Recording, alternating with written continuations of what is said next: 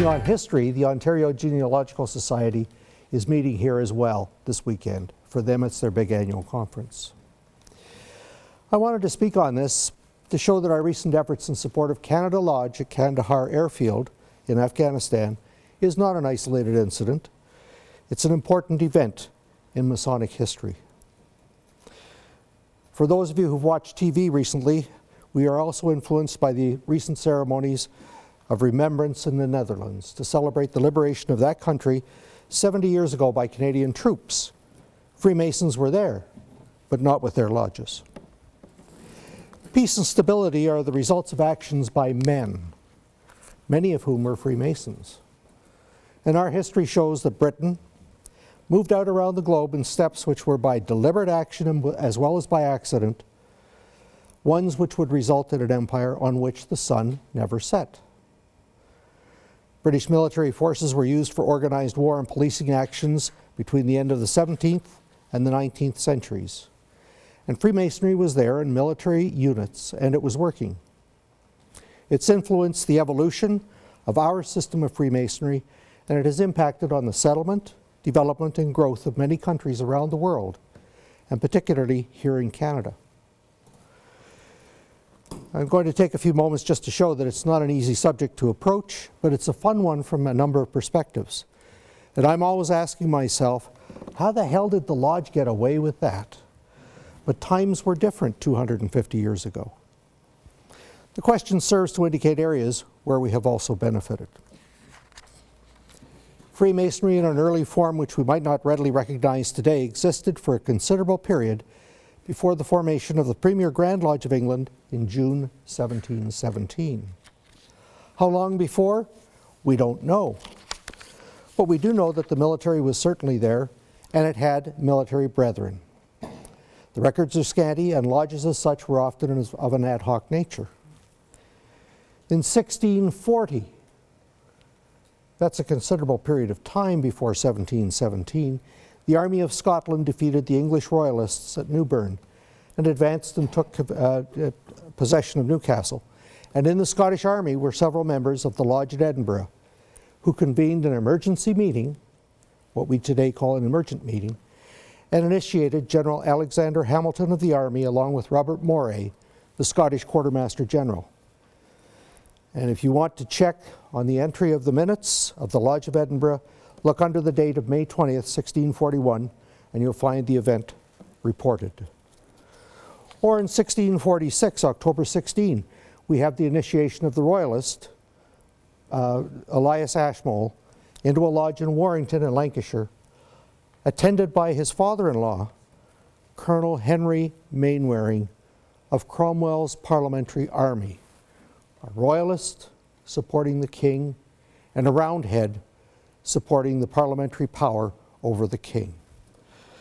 How interesting that men and armies with totally different political ideologies would come together for both a marriage and a Masonic meeting. An event that would be recorded, at least the Masonic meeting part, in the annals of many regiments and lodges over the years. It's a large topic. I only focused ever, over a 20-year period, on Britain, the Commonwealth, and all of the colonial armies and colonial military lodges which we would have had.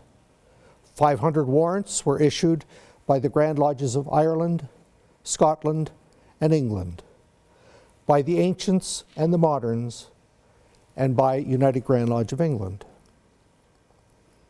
Looking at these 500 warrants, 212 were Irish, 30 were Scottish, 152 belonged to the ancients, 70 the premiers or moderns, and the Premier Grand Lodge evolved and became the moderns after the split off of the ancients, and 27 were from the United Grand Lodge of England, plus all of their provincial grand organizations.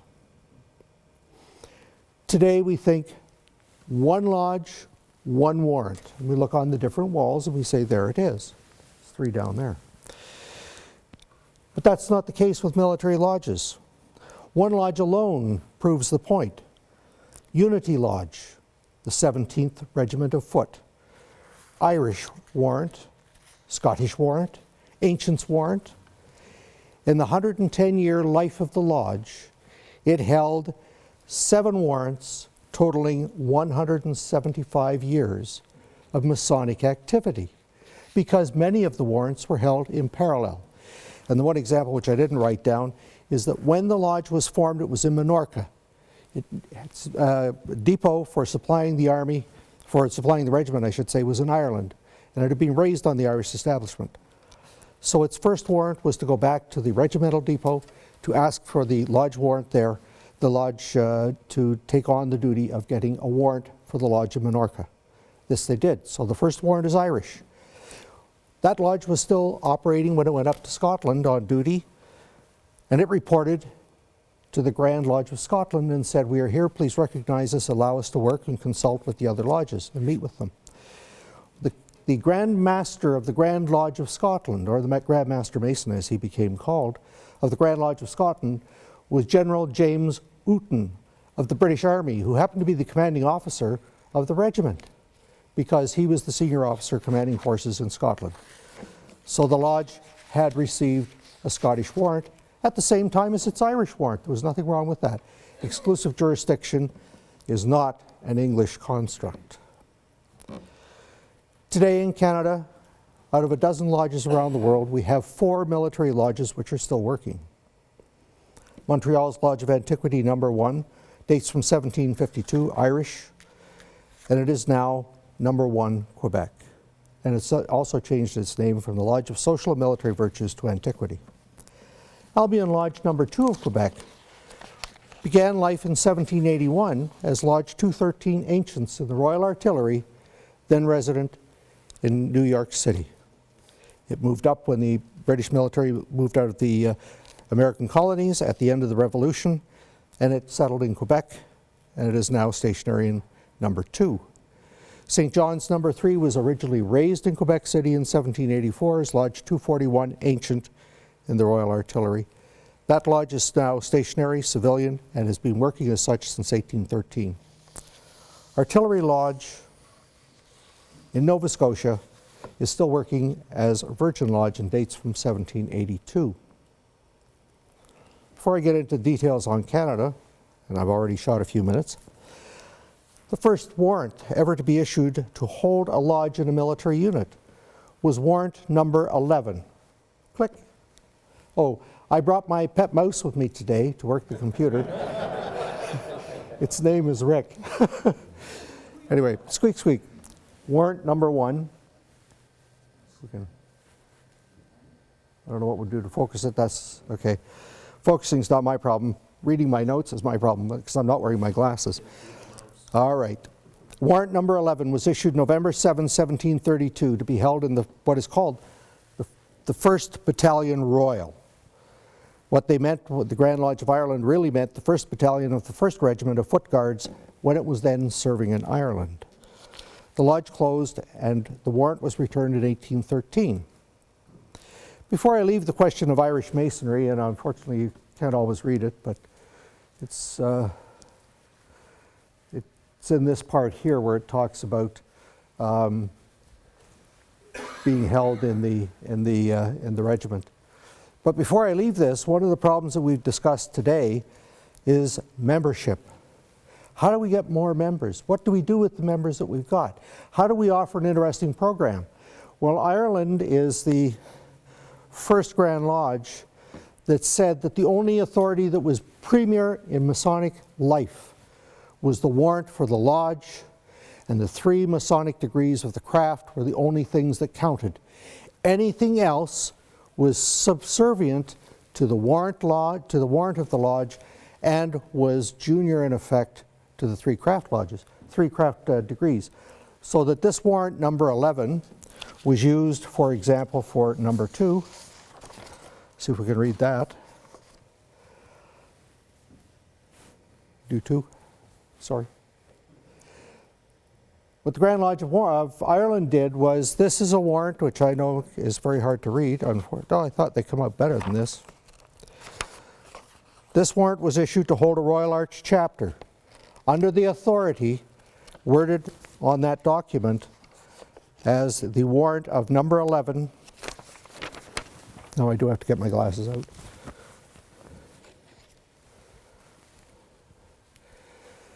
This is a lodge of Royal Arch Super Excellent Masons to be held under the warrant of Lodge number 11 in His Majesty's Regiment of Foot, the First or the Royal Scots. In other words, this is the start of the evolution to about 250 various Masonic bodies. If we just flip very quickly to number 3 for a moment. This is Ireland's authority for the holding. This is an actual certificate of a member of a Knight Templar encampment held under the authority, as it says in it, by the Grand Lodge of Ireland, by a warrant number XI or 11 in His Britannic Majesty's 1st Regiment of Foot, Royal Scots. So if we want to blame people for the competition that our members have with other Masonic bodies, we have to go back and originally start to blame Ireland. Okay, we can turn that off. I'll get on to the others, but it's going to be a few more minutes. The first English military warrant, number 255, was issued February 15, 1755 by the Moderns to hold a lodge in the 8th or King's Regiment of Foot when it was barracked in Kent. The 8th is extremely important to us as a regiment. It served here in the French and Indian Wars and was in garrison at Fort Niagara in 1758-59, when its lodge, number 255, was contemporary and contemporaneous with Colonel John Butler and his Rangers. Parts of this lodge and Butler's original lodge are embodied today in Niagara number 2. One of the two things that this lodge did was it contributed to peace and stability in the area, without which they could not have managed to contribute to number 2, a stimulation of the growth of Freemasonry in the Niagara area. The first Ancients warrant was issued in 1755, and we know very little about the lodge. Why did I go through some of this stuff? Because, you know, the first warrant for a military lodge ever issued by our Grand Lodge was not Canada Lodge. That was the second. The first was warrant number 160, authorized July 14, 1864 by Thomas Douglas Harrington to hold Quebec Garrison Lodge. The lodge affiliated with the Grand Lodge of Quebec in 1873, and it had closed by 1880. But with this lodge, I found in our proceedings the best example and the best explanation for a lodge, a military lodge, given by a DDGM. Richard Pope said that the lodge was needed by the large number of military brethren, more or less permanently based in this city, and the desirability, in order to encourage healthy stimulus to emulation and good working, that these brethren should have a lodge of their own in which they can aspire to elevation and office in the craft, from which they are, by reason of their transitory mode of life, excluded in other lodges. So there was something else that we have done long before Canada Lodge. We only ever did that one before we did Canada Lodge, by the way. Our tightly world again of the 21st century, which is regulated in part by computers and technology, was not the same 250 years ago. For example, the time between degrees. You know, when we stop to think about how strict we operate things today, you can't deviate without all sorts of dispensations. In 1823, our Constitution said, that's McGilvery, no brother shall obtain a Grand Lodge certificate if he shall have been admitted at a shorter interval than 1 month from his receiving a previous degree. Military lodges, especially Irish ones, were often excused any compliance with the Constitution because of their tenuous transitory mode of existence. The same was carried on by Britain. United Grand Lodge, however, in 1830 had to remind Lodge 689 in the 6th foot that there was a 1 month delay between degrees. And I scratched my head and tried to figure out why. Because the Lodge reported in its 1829 return the initiation, passing, and raising of one brother, Brother John Crofton, 2 weeks apart. So I scratched my head a little more, picked up the telephone and called Dublin, and I asked the Grand Secretary, who by that time had already visited twice and given reports to on the evolution of Freemasonry in Upper Canada. But I asked them, what was your best problem in terms of shortening the time between degrees? And he said, as late as the 1880s, Lodge 322 Irish in the 29th foot was regularly reporting members as receiving 3 degrees in one meeting. So I looked at our records. Our Grand Lodge permitted reductions of the time between first and second and third degrees only under a Grand Master's dispensation and only in wartime, the Great War. What's interesting, though, is that in spite of these rules and regulations about a definite 1 month, Grand Lodges showed flexibility when they had to. Initiating civilians was another interesting thing that the military lodges were renowned for, and you always scratched your heads and said, what did it really mean? The regulations of Ireland said that civilians could be initiated, provided there was no civilian lodge close by the military one. So I looked at Ontario. What's the last military civilian lodge of this type that we've had here? It did exist. It was Irish, wouldn't you know? Military as well. At the end of the American Revolution, at the end of the Upper Canada Rebellion of 1837, one of the units sent to police the London area was the 83rd Foot. In it, it had working the 83rd Warrant. 83 Irish was the lodge warrant number. One of the things that it did was it initiated civilians. It didn't matter the fact that there was a civilian lodge just down the street. At the end of the rebellion, when the time was up and the regiment was called back to Britain via York, it assisted its civilian members to form a new civilian lodge. They did. They received warrant 209 Irish. Anybody here from London? Yeah. Okay. Sorry? Still there? Okay. Then you might remember that 209 Irish was one of our civilian lodges, which founded our own Grand Lodge in 1855.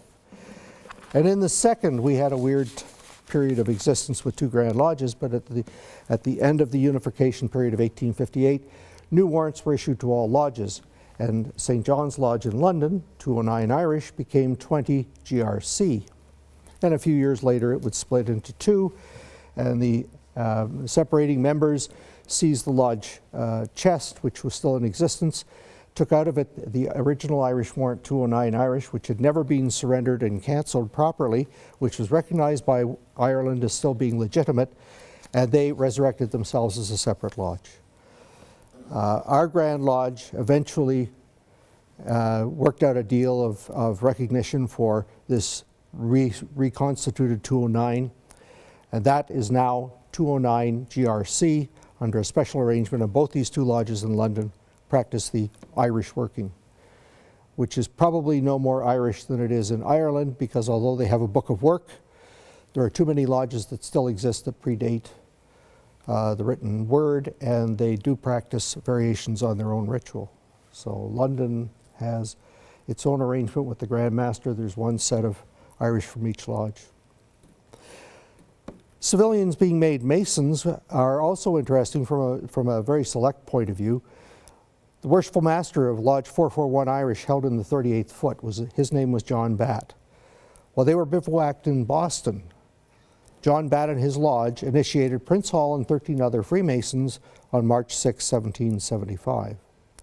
When the regiment left at the end of the American Revolution, Prince Hall didn't. He and his members were still there. They were left with a permit given by the lodge, which permitted them to meet as a lodge, to attend church services, and to bury their dead according to Masonic tradition. They were not allowed to act and to initiate, pass, and raise Masons. They had to get a legitimate warrant for that. They were rebuffed locally in Massachusetts, so they applied to London, and the moderns gave them warrant number 459 to African Lodge on September 29, 1784.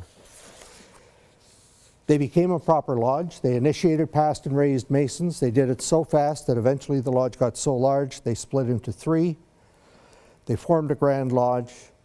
They kept creating lodges and creating Masons, and they eventually became the organization as we know it today. The spread of Prince Hall Freemasonry across the Western American plains, though, was carried out by 3 Prince Hall Freemason military lodges in the 9th and 10th U.S. Cavalry and the 25th Infantry Regiment. And they have grown around the world. So, if my mouse, Rick, clicks on number Ontario Mason. Oh, I missed that, didn't I? Anyway, I'm trying to keep my eye on the time and my eye on my notes. So, no, I'm going to Prince Hall, yes. No, I was... next time I'll do it as overhead presentations, like everybody else did. No, I'll do the one on the Ontario Mason. Yeah, what I wanted to do with Prince Hall was to remind people, before leaving Prince Hall Freemasonry, in the fall 2008 issue, which is what this is, just the front page of, and that's all I was interested in, there's an article inside which talks about Sergeant Don Scarlett of Kandahar Airfield attending Widow's Son Lodge, Prince Hall Freemasons. So that Prince Hall has grown around the world, as in many respects others have as well. The interesting part about it is that they were there when Canada Lodge was there. So we can black that out now because I don't need it anymore. Sorry. I want to deal with numbers. We know that 7 is our perfect number. Without it, we cannot meet as a lodge. We cannot do many things. Lodge 227 Irish, the Lodge of Social and Military Virtues, which eventually comes back to us as Lodge of Antiquity number 1. In 1833, after serving in the West Indies, Australia, and India, it had been decimated, as had the lodge. On its return back to Ireland, one Captain William Lacey of the lodge wrote a letter, the letter's on file in Dublin. He requested a replacement of the virtually unreadable warrant. The warrants were not large. They were partly printed. They were on vellum. They were taken into wartime situations. They were folded up at least 8 times. They were kept in an oilskin pouch. Open them up, lay them out, close them up, put them away, and do that over 50, 60 years. It's no wonder you need a replacement warrant. This is what he did. Ireland said, we will replace the warrant provided you give us the names of 3 living members of the lodge. Lacey said, here are 3 names. The one at the top is mine. I am the initiated, past, and raised member of this lodge. The other 2 are not. They are members of the regiment who are Masons who will affiliate to keep the lodge going. Will you please authorize a new warrant? And Grand Lodge said, certainly. The important thing was to keep a lodge going and to do what it could to bolster it. The lodge grew, and by 1745 was working in Kingston area. And again, the lodge was recalled home, 1846. As it was ready to go, they were down to 3 legitimate members. People had died, they hadn't been replaced. What happened was that they wrote to Ireland and they said, we've found a bunch of retired military Masons in Montreal. Could we have your authority to issue the warrant to them and let them carry on the lodge as a civilian and stationary lodge? Grand Lodge of Ireland said, no, we'll issue a new warrant. They issued the original number, 227, and in the body of the warrant, they explained that this warrant dated back to 1752 and that the history of the original owners, which was the regiment, no longer held it, but it was now held by military men who were civilian and stationary. It was in Montreal. It was to work for as long as it would live. And at that point, everybody bowed out. The lodge continued in Montreal. When the Grand Lodge was being formed, that lodge was one of the founders. So that this important thing for me is that benefit is we have lodges which survive, we have Grand Lodges, and that is the issue for many of us because a lot of people here, we're all Grand Lodge officers, whether we are rights, varies, worshipfuls, or brethren. We're all parts of Grand Lodge. It's our job to find solutions to some of these challenges. But we have to be careful and exercise due diligence as we do. I want to mention very briefly the issue of an occasional lodge. This is an instance where a group of military personnel, usually military because they're the ones that are the Masons and traveling around the world, they find themselves on an indefinite assignment. They're not sure what's going to happen to them. They figure out that they're all Masons. They simply meet and hold an occasional lodge, and that's what they call it, an occasional lodge. That's the Scottish Lodge of 1641. There were a group of Masons attacking an English city. They came to a lull in the fighting, and they decided to meet as a lodge and to do 2 initiations. This group of an occasional lodge would not operate under a formal warrant. I mean, nobody carried a warrant. We're talking about individuals. But they would report and record their transactions and report them to their respective Grand Lodges. The last occasional lodge in Canada, this is important for us, met on the banks of the South Saskatchewan River in 1884-85. By the way, I should explain that at this point in time, Canada didn't exist as a country. Upper Canada went from the Ottawa River, and then there was the Northwest Territories. But there really wasn't anything else out there. And people didn't look at things with hard-lined borders drawn on maps. In 1884-85, Louis Riel had raised his Métis forces in a second rebellion against the government of Canada. The government responded as only Canada would know how. It said, take all the troops we've got, which weren't very many, and send them to Winnipeg. At this point in time, there wasn't a railway. The railway was being built. This was John Macdonald's CPR. So they were called out, and eventually they arrived in Winnipeg, and half of them were sent on to Swift Current, where a key supply base was established. Command of the base was given to a supply expert, John Wimburne Laurie, and he just retired as a Major General in the British forces, Canadian British forces, because he was a Canadian. So he said fine. So he had gone out and he was setting up things, and he suddenly found out that a whole group of the people that were there were all Masons with him. So he said, I will convene an occasional lodge. What authority did he have? Well, at that particular point in time, he was the Grand Master of the Grand Lodge of Nova Scotia. So when he said, I will hold an occasional lodge, he held an occasional lodge. And in June 1865, his Grand Lodge received a telegram, an electronic piece of paper anyway, which said, I have convened an occasional lodge, we have done this kind of discussion, no degrees as far as we know, were done at any time. But you know, that occasional lodge is what we did with Trent, 38, and Canada Lodge, UD at Kandahar, before there was even a formal dispensation, a formal piece of paper in the form of a warrant. And actually, Trent issued the piece of paper under the authority of their lodge, their warrant number 38. What had happened there was that it was decided to try an experiment, and Most Worshipful Brother Ray Daniels agreed that the experiment should be tried, and Trent was authorized to issue an authority to meet for discussion purposes. So for a long time, they only had discussions. Eventually, Grandmasters were convinced that the time now was propitious to allow for at least 1 or 2 initiations to be done.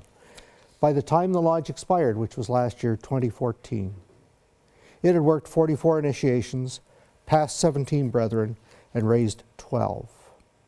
It had also operated a very successful Boxes of Hope project to bring school supplies to needy schools. I want to close today by talking about the first Grand Lodge to manage affairs in Ontario. It was called a Grand Lodge. We'd call it a Provincial Grand Lodge. But it wasn't William Jarvis. It wasn't American. It was British. When James Wolfe sailed from Louisbourg in the summer of 1759 to attack the stronghold at Quebec, he took with him 8 infantry regiments, the 2nd and 3rd battalions of another regiment, the 60th, or Royal Americans, and the Louisbourg Grenadiers, which had been formed by taking the companies from 5 regiments, the Grenadier companies actually, and convening them into a Grenadier regiment of its own. The Armada comprised 22 ships of the line and 27 frigates at a time when nobody was sailing ships larger than a frigate up the St. Lawrence River. The French had removed all aids to navigation, and the masters of small ships were pressed into service. They were the people that could read maps, they could draw maps, they could take soundings, so that they went in ship's boats ahead of the fleet and simply drew the maps for the movement of the larger ships. One of them was James Cook, and for all the research we've done, we can't prove that James Cook was a Mason. We can't prove that Wolfe was a Mason. We can't even prove that Horatio Nelson was a Mason, but a lot of their families were, a lot of their friends were, and they were with Masons all the time. Are the chances pretty good that they were Masons? It could be, but we can't prove it. It was an important time for us because Quebec was taken in September, on September 18th. The city and the surrounding area were surrendered to the British. On November 28, 1759, English military Masons and the representatives of the lodges in the various regiments met in the barrack room at the French fort, not the citadel as we know it today, but a wooden stockaded French fort. They constituted themselves into a Grand Lodge, and that is how they addressed the letters to London asking for recognition as a Grand Lodge. What do we know from this? We got our start. Freemasonry in Ontario got a kickoff by the creation of 63 lodges in the area from Quebec City to Detroit and Michilimackinac. And of the 63, 23 were civilian, and of the 23, 9 were in Ontario. Bear with me with the geography. 3 were at Detroit, because until 1802, Detroit was part of what became Upper Canada. 2 at Niagara, one of which, of course, we know is Niagara number 2, and 1 each at Cornwall, Michilimackinac, Elizabethtown, New York. We have 1 in New Brunswick and 1 in Vermont. From this point onwards, Ontario and Freemasonry would really take a kickoff. And by the time 1792 came and the area had been divided into 2, Upper and Lower Canada, the Duke of Kent, His Royal Highness the Duke of Kent, would become Provincial Grand Master of Lower Canada, and William Jarvis of Upper Canada. By the way, Lower Canada is simply because the St. Lawrence flows downhill from Upper Canada, not for any other reason. So don't read politics into that. And that, gentlemen, in a bit of a summary, as best I can do, because you can't get cause and effect when you're looking at this stuff. A lot of documentation no longer exists. People wrote with quill pens on vellum, nicely prepared vellum. These were hand-carried to ships. The ships sailed across the Atlantic. States of war existed in so many days out of the year. I'm told that in the last 3,000 years, 230 years have been peaceful years recorded as having no wars in them. And that came from Uncle John's bathroom guide, you know, the big ones that come out once a year and do every once in a while. So I've tried to look at this from the perspective of what could we do. Today is yesterday's tomorrow. I leave you with that thought, meaning that when we look back in time, we get some ideas on what we might do to avoid replicating the same problem of 20 or 200 years ago and find a different solution to the similar problem which exists today. And that's the value, that is the value of history.